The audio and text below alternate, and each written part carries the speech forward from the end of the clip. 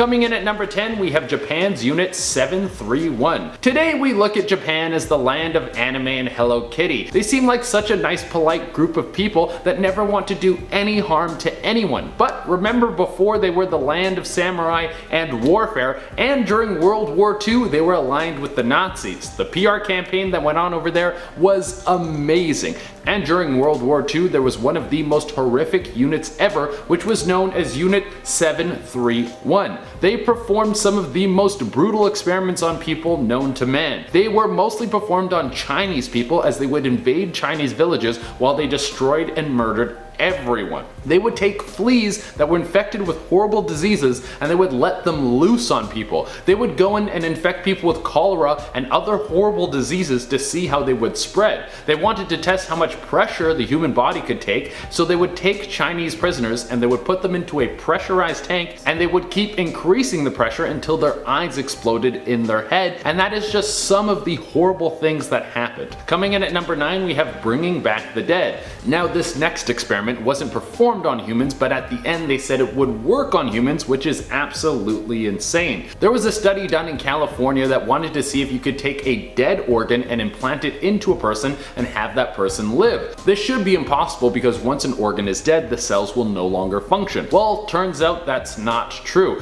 They were able to successfully transfer a dead heart into a baboon, and the baboon could use it to survive. However, it did later die, but this was the early stages of the testing, and as I said before, they were confident that they could eventually use this on humans. I guess you could get a big discount on a heart if it's been dead for a little while. Coming in at number 5, we have Project Artichoke. Turns out the CIA tried to master mind control more than once. While MK Ultra was more of a test to control the mind surrounding LSD and seeing if they could control a person to divulge secret information, Project Artichoke was seeing if they could control a person's mind and make them do their bidding. Basically, if you can make them a robot and send them out into the world to do whatever you wanted. None of these test subjects knew they were being experimented on, and some of the attempts at controlling a person came through getting them addicted to morphine and seeing how far they would go to get a fix. Coming in at number 4, we have the Stanford Prison Experiment. This study was done to see if human beings naturally gravitate towards being evil if given the opportunity. It was run by Philip Zimbardo, and it took place in a fake prison where students volunteered to be both prisoners and prison guards. This would mimic a real prison scenario. At first glance, it would seem that humans have a tendency to treat each other horribly and will abuse power, as the prison guards started treating the prisoners horribly even though they knew they were fellow students. They would go out of their way to humiliate them, and many prisoners started to show signs of mental breakdown. The experiment was cut short because the violence increased to such a level that the safety of the students was at risk. So are people naturally monsters? Well, it wouldn't seem so. It was later revealed that Zimbardo told the students playing the guards that they should treat the prisoners poorly and encourage their malicious behavior. So the study wasn't conducted on fair grounds and is now viewed as something extremely unethical. Coming in at number 2, we have the Tuskegee Study. When you hear about stuff like this, it makes perfect sense why people don't trust the government or government officials. In the year 1932, the Tuskegee Study was started and saw almost 400 black men in Alabama infected with syphilis without them knowing. The purpose of the study was to see the long-term effects of syphilis, which range from syphilis infecting your eyes and causing you to go blind. It can go into your spine and cause your spinal column to decay, and it can also go into your brain and cause you to go insane, as well as a ton of other horrible effects. This was a government-funded experiment, and all of the subjects were black men. They were told that they were being treated for bad blood. One of the most horrible aspects of this study was that it went on for 40 years, well after the cure for syphilis was discovered. Kicking off the list at number 10, the aviator suit. When it comes to new ideas and new inventions, it almost seems messy at first, all the time. It's always a horrible start. And today's list is quite messy, a lot of horrible experiments done with groups of unaware subjects. To kick this grim one off, we'll look back to the early 1900s. We'll start with Franz Reichelt, a known inventor of the time. He invented his own version of a wearable aviator suit. It was a parachute. It was made of 320 square feet of fabric. It wasn't light at all. And in 1912, Franz wanted to test this new invention out in public, but instead of using a dummy and throwing that off the Eiffel Tower, Franz wanted to be brave and he strapped himself in. And the rest is history. Dark, horrible fast history. Number 9.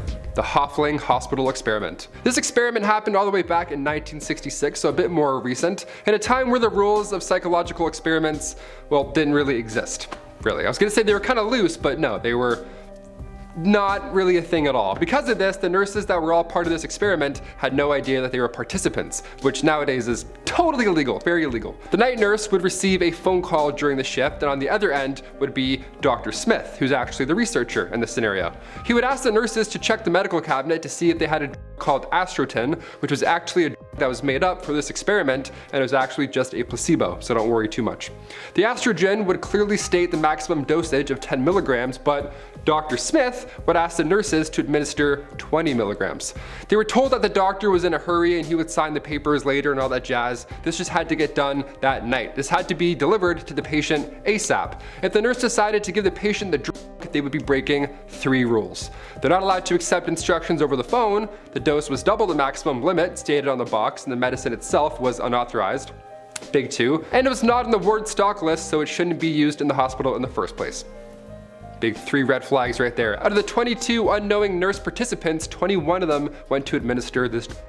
Yeah, big oof on that one, yikes. To be fair, that's the entire point of this test. This is nothing towards the nurses, I'm not ripping on them at all. I mean, this was 1966, we didn't know quite a bit back in the day, you know what I mean? This really showed the pressure nurses are put under randomly in the middle of the night, if anything. Number 8, UCLA Schizophrenia Experiment. Starting in 1983, UCLA researchers Michael Gitlin and Keith Neutraline went to great and pretty unethical lengths just to see how people who are suffering from schizophrenia relapse. Yeah, basically they're trying to figure out if there was a way to predict the relapse, or a psychosis episode of some sorts. Now, sounds like a good idea on paper, I guess, but the way you go about things, historically, come on, we could have done a lot better. Unfortunately, this experiment involved recruiting hundreds of participants who were all being treated for schizophrenia at the time, and then just taking them off their meds completely. Yeah, as I said that, you at home probably went, ooh, yeah, that's exactly right. What a horrible idea. Like, we're going the opposite way here. We're not supposed to do this, right? There was no suitable plan in order for when they could return to their medication. And they also didn't do a good job making sure these patients were actually safe during these experiments. They're like, yeah, let's just take people off their meds, see what happens. It's horrible, it's one of the worst. Unfortunately, the results were as bad as you thought and proved to be fatal when one of the participants, Antonio LaMadrid, ended up taking his own life.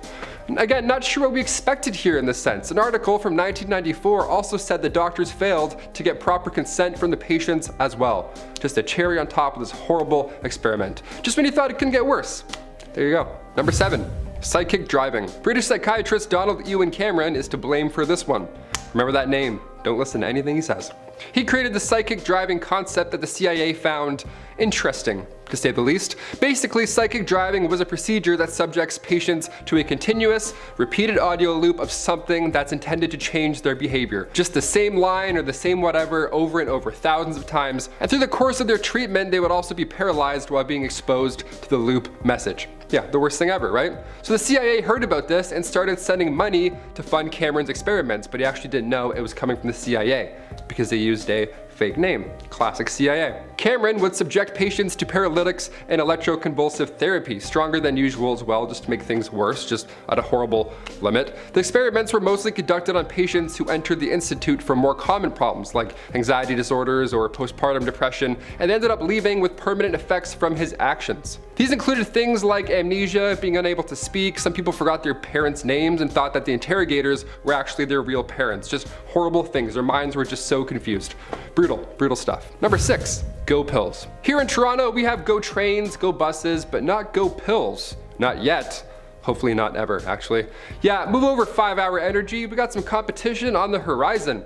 Staying awake is challenging, even when you're doing something you absolutely enjoy, like watching a movie.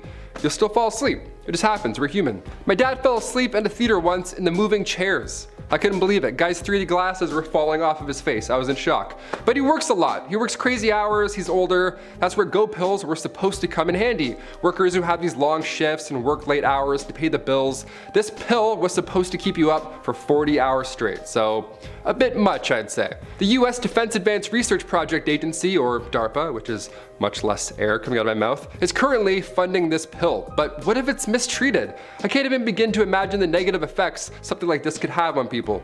We could barely handle Tide Pods as a community.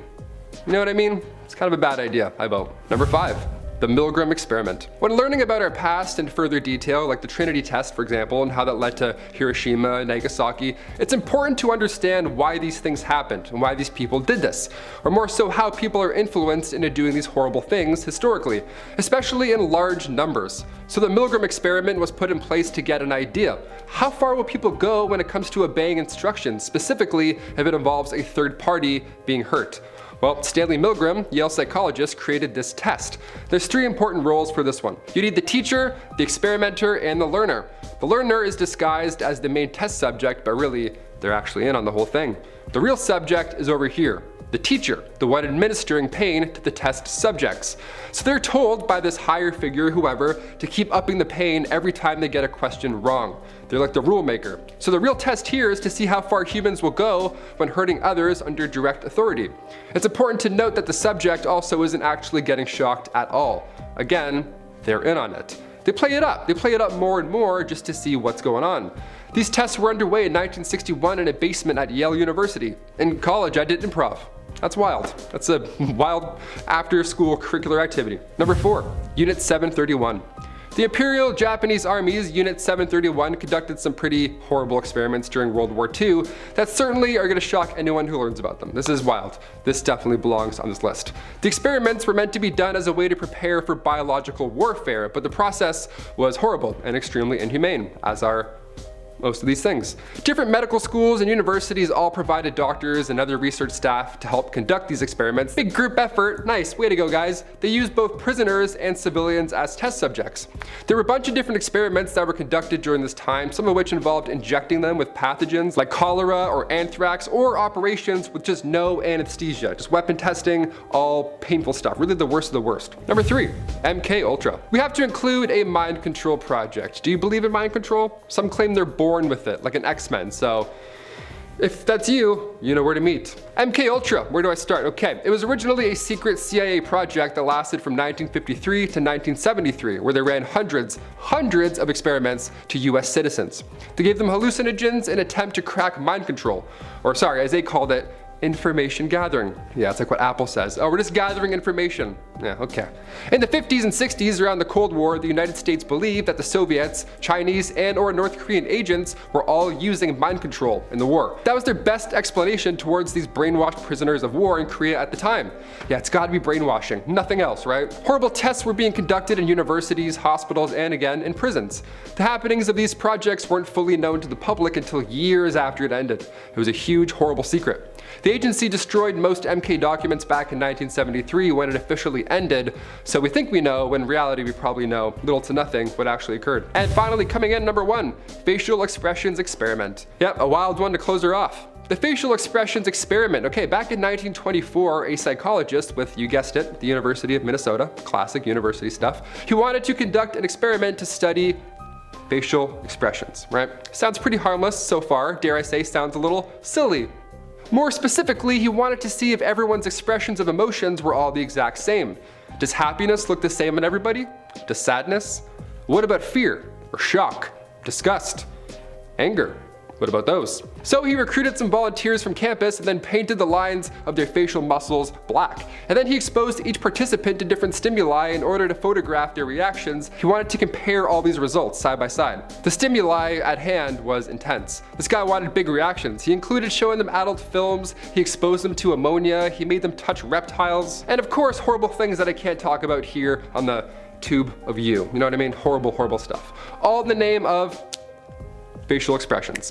What an awful experiment, what a dark one. Kicking off the list at number 10, Stubbins Firth. Okay, this is one of the craziest science projects I've ever heard of in my entire life. Ugh, so gross. Stubbins Firth, a researcher from Pennsylvania in the late 1700s. First of all, as you can probably guess, the 1700s. Methods back then, they got a little messy from time to time, sure. A lot of firsts in the medical science world back then. Firth was a doctor in training at the time, and he decided to prove to the world that yellow fever was not contagious. Yeah, imagine Imagine if you had Twitter. Firth would surgically insert vomit from patients with yellow fever into his own body. He would like put it in wounds all over his face, his eyes. He was trying to get it. He was going the extra mile, all in the name of medical research. Thanks, Firth. So gross. Even urine and saliva, anything DNA-wise, anything gross, just pour it in. That's it, all over. Firth, to our surprise, did not get sick. Yeah, he was proud of that one too. He told everybody this new revelation. We look back now though and realize Firth just sampled late-stage patients this entire time. So they were further along, much further than the contagious period. Yeah, no one really knew. So basically, he volunteered to dump all over his Yeah, history is so gross. Science as well. Gets nasty. Number 9, Robert Liston. In the early 19th century, crowds would gather. They would gather to watch Dr. Robert Liston work. Yeah, he was known as the fastest knife in the West. I know, how many red flags can you find already in this one? A crowd, a fast surgery, what? What's going on? This was a time before anesthesia had been developed, so you wanted things wrapped up quickly, pun intended. He would have you amputated and sutured in 3 minutes or less. Nice. 1 in 10 would pass away, but this was a time where those were good odds, until it wasn't. Robert attempted to beat any record previously held that during a surgery, he accidentally cut off his assistant's fingers by accident, as well as the, patient's leg. But wait, it gets worse. Yeah, when he was swinging away, he also accidentally hit somebody else watching. Remember how I said crowds would gather, the old surgery crowd? Yeah, this is why you don't stand close. It's kind of like crump battles, You can't get too close. Disaster's waiting in there. You don't want to get smoked with a timberland. I'm glad surgeons are taking their time now. I'm also glad no surgeons are trying new experiments at a record time. That's also nice too. Number 7, Jose Delgado. Okay, we're talking mind control now, so I'll give you a moment to put on your tinfoil hat. In the early 1900s, Jose Delgado graduated from the University of Madrid. He even lands a professorship at Yale University. Guy's killing it, but his mind was focused on others' minds. He was committed to mind control. His go-to method was these implants, like electrode implants with wires. He first used it with primates, as you could have guessed, horrible classic. He would use a remote control to make them do certain moves, even moving on to mind controlling a bull. Yeah, he got in the ring with said mind-controlled bull, but then oddly enough, the bull was calm. Weird. Almost like there's an implant in his brain and he's confused and doesn't want anything to do with that. Huh, how did he do it? Genius. Reports say that he stopped the bull last second before it charged at him. I say there's a thing in his head and he wasn't sure what was up. That's my vote. Poor thing. And then next, as you could have guessed, came the people. 25 people were tested with this mind control device by electronically controlling the brain. He believes armies could be controlled down the road. And until his death in 2011, he was upset. Yeah, he was upset he wasn't cited as often in terms of mind control projects in recent studies. Like, guy who mind control animals in the 1900s. Yeah, we're trying not to do that anymore. Maybe. Thanks. Number 6, Ilya Ivanov. In the late 1800s, another old weird experiment with animals was underway. Here we go. Soviet biologists, they actually got permission from the country to breed hybrid ape humans. Yep. What did you get up to last summer? Oh, let me tell you, my friends. Horrible. Who does this? This is crazy. Who thinks of this? They grafted an ovary into a chimp and the goal was to fertilize Nora, the chimp, with human DNA. Nightmare. So they inseminated a group of chimps. None of them got pregnant, obviously, so instead they tried to flip the project around. This time they had a human inseminated with the DNA of chimps. The volunteer number was obviously low. Luckily, nothing actually happened. This would have been an absolute train wreck. Before the project went underway, he was sent to Kazakhstan, and he thankfully didn't go up to any more science projects at that point. No mixing DNAs, nothing's going around. We're good. We like dodged that bullet, but we got close. Number 5, William Buckland. Late 1700s, contemporary of Charles Darwin himself. Yeah, William Buckland, historically, he made some Jurassic waves. He was the first man to write a description of a fossilized dinosaur. He's into weird stuff, I guess. He's unfortunately also known for weird stuff more than, the dino discovery stuff. William Buckland would eat some strange dishes, all in the name of, science and discovering new things with DNA. They were bored, I guess. He roasted hedgehogs, ostriches, panthers, bats, he ate everything. Like, I get it, it was the late 1700s, but eating these animals as often as he did, plus his brains, now we gotta ask some questions. What's going on? What's the end game here, my guy? One of the most bizarre things that he studied up close and personal was the heart of King Louis XIV. Yeah, the way these scientists would handle tasks like old school testing, not ideal. Actually quite gross. Number 4, Francis Crick. Here we go. Before we get really, really dark here with the science and health studies and stuff, we need to mention aliens. You heard me. Tinfoil's on already. We're good. In the early 1900s, Francis Crick, the guy who discovered DNA alongside James Watson, two brilliant minds, dare I say life-changing discoveries, they also believed in directed transparency, meaning that humans were put on this planet by aliens. Yeah, like extraterrestrials, like actual, aliens, like another species planted us here on purpose, like a science project. Yeah, scientists believe that they are a science project. Some of his his methods, conversations to patients, were obviously quite sketchy with these beliefs in order. Hey, let's talk about DNA. I'm brilliant. Also, did you know aliens left you here? Great, have a great day.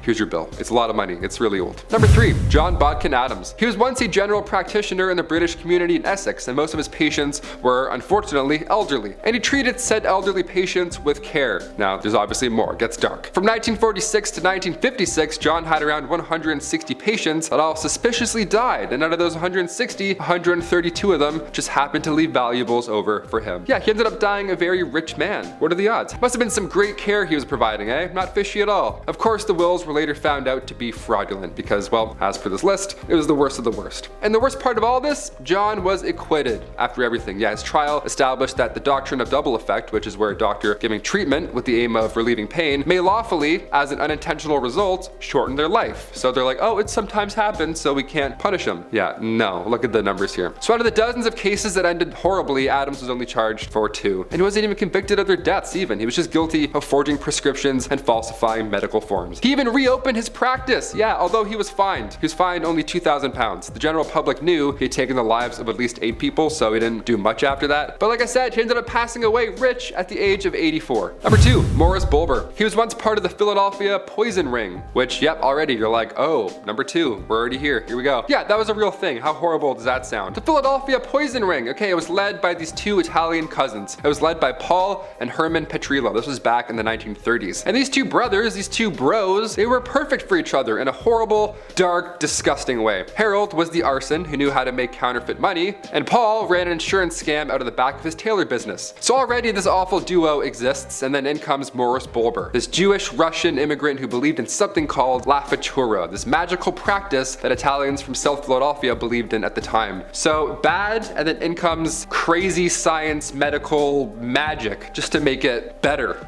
Yeah, just add some spirit fingers into this horribleness. So Dr. Bolber would come in and give potions to patients, specifically patients from these cousins that they issued insurance policies from without medical exams. So they got this Dr. Bolber to then poison them with arsenic. The reason they had this scheme was because their insurance policies paid out the gang rather than the now widowed wives. How sad is that? This kicked off around 1931, and roughly 50 people bit the bullet before he was thankfully arrested in 1939. And yes, he turned the evidence over, so those 2 cousins were also equally found guilty. Yeah, everyone's sentenced to death here. And finally, number 1, Dr. Satan. There's a fun little nickname, Dr. Satan. Yeah, let's talk about this guy. Marcel Petiot. It all started when he was young, as most of these do. He would get expelled from school, he had trouble with other students, and his first adult crime, was mail fraud. Reminder, this was the early 1900s. Marcel was actually found to be mentally unfit to stand on trial after he was arrested, so later he joined the army. Yeah, that's the real sentence. That's the order that things happen in. The army later discharged him after he was caught stealing blankets, and come 1921 he decided to get a degree. Yeah, he began practicing in France, and at the same time in 1926 he became the mayor. Yeah, we have a medical doctor and mayor all at the same time in the early 1900s. This sounds like a Tim Burton movie already. I'm already nervous. The guy loses his spot as a mayor because he stole power from the city. Yeah, he stole power from the city, like a real villain, right?